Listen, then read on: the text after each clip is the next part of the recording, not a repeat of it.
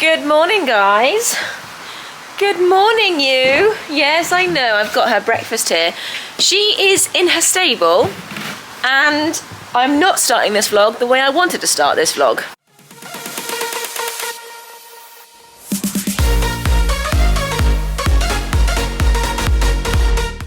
So yes, I should be starting our Hanbury County show vlog, and we should actually have been leaving by now in the trailer. But we're not. I went for my lesson on Thursday and she was a good girl, but I stopped after about 20 minutes because I just said something's not right. She's not feeling her usual forward kind of, someone called her passionate once, passionate self. She was not taking me, she was not carrying me. She wasn't lame, she wasn't anything. We trotted her up. Katie had a really good look at her. Like, she produces show ponies for like a job. She knows what she's doing. She looked. And I said, I've been keeping her on a really laminitic lifestyle because I always have to anyway. And she gets so fat. As you know, I really struggle with Dublin's weight. We know that.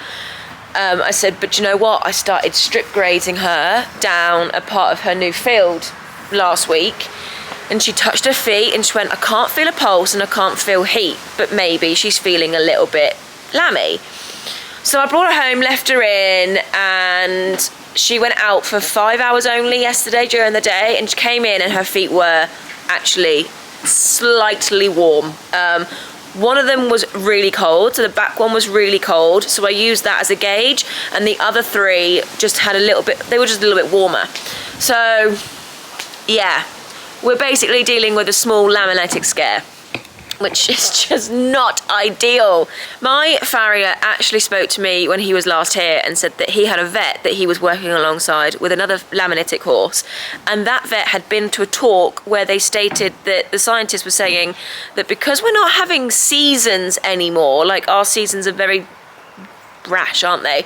The grass is stressed, and therefore the grass is chucking out way more sugar because horses that have never had laminitis before are coming up lammy, and they're like fit event horses that aren't carrying weight, that aren't on a lot of grass, and they're all coming up with laminitis. So it's obviously a really big scare.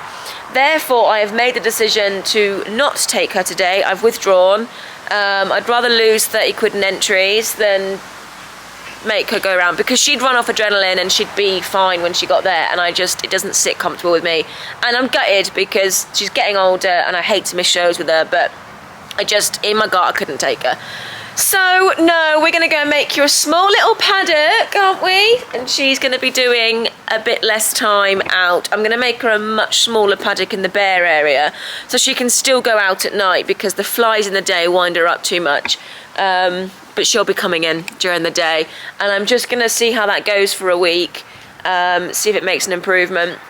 We keep getting loads of rain and then it's still like 20 degrees, so the grass is just thriving. So yeah, right, you are covered in shavings. Come and say hi. She says, I'm just having my breakfast. Right, so she's gonna have this little bit, and then just because her water's there, I've made this little tiny corral as well.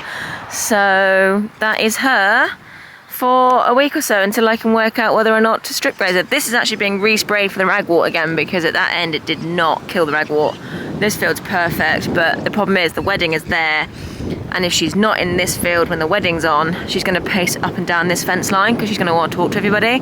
So she needs to be in here really for the wedding, even if it's just a little bit of it. So that's the dilemma.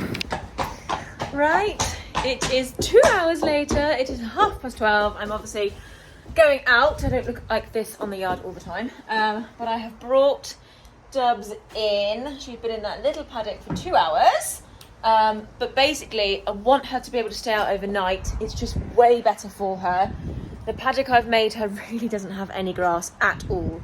So I'm going to give her a little bit of like sprayed off, soaked off haylage, because that's my other issue. I cannot feed her hay. So soaked hay even, like, it's not an option. So I'm struggling with the haylage. But by spraying it, soaking it off, I'm just washing off some of the sugars. And then I will put her out late tonight and she'll be on pretty much no grass. but enough to keep her ticking over in order for her to stay out overnight. And then she will come in for the day tomorrow. And I think that's what I'm going to have to do. She's going to have to start coming in during the days. And we'll see how we go. There's a few shows on next weekend. So I'm going to make a decision. I think entries close Thursday. So I'm going to make a decision about whether I take her. Because she's not... I'm being very dramatic. She's not like lame or really showing many signs of laminitis. She just wasn't like keen to go forward. Part of it could actually have been that she was tired.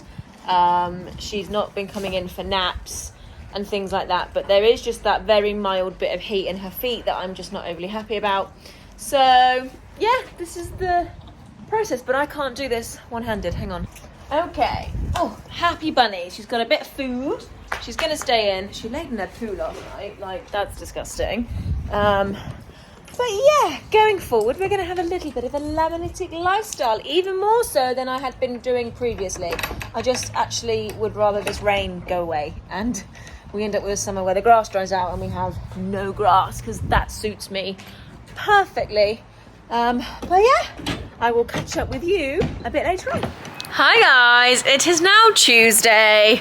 I have just been living this new laminitic lifestyle, getting a little bit used to it, but I think we have cracked it. Dublin has been brilliant the past few days. I rode her in the hayfield Monday and she just felt so much better, like back on form, tearing my arms out, carrying me and taking me forward like she always has. So I think if laminitis was the scare, then I'm pretty sure I caught it the first day she actually felt uncomfortable. I also realised that I didn't explain what laminitis is. I know probably most of you watching have an idea or do know, probably know more than me even, but for those that don't, basically laminitis is when the laminae, which is the soft tissue surrounding the pedal bone in the horse's foot, it's when that soft tissue gets inflamed and sort of wears down a little bit. The pedal bone in the foot can actually then drop, and that's what causes the like severe lameness and things like that. I do believe that once a horse gets laminitis, they are then forever laminitic, and you do have to be really, really careful. And I know that once a pedal bone drops, it won't go back. So you do have to be really, really careful. I'm going to leave a link below to like the article I've been reading all about it, because although I've done my research, I'm not very good at explaining it.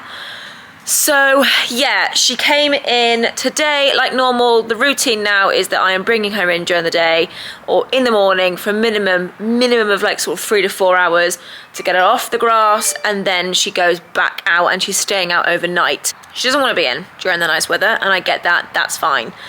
So although it's not ideal, I am now strip grazing her field. I will take you up and show you. I'm just soaking a little bit of haylage, because if I go up and I don't feed her at all, she gets a little bit arsey and paces up and down the field, which does show to me that she's comfortable, because she is literally pacing and marching up and down the field. But yeah, I'm literally just doing a handful, and then I'm going to go up and poo pick, because I'm now having to do that twice a day. So this is the new paddock, because as I said, this one has now been resprayed for the ragwort. So basically, depending on how that grows and stuff, we'll see how I go about that. But basically, each night I am just moving this little bit of fence along, letting it out a little bit more. I know it's not ideal that she's having fresh shoot, but I cannot keep her in this little tiny space. The dog's having a zoomie. I cannot keep her in this little tiny space.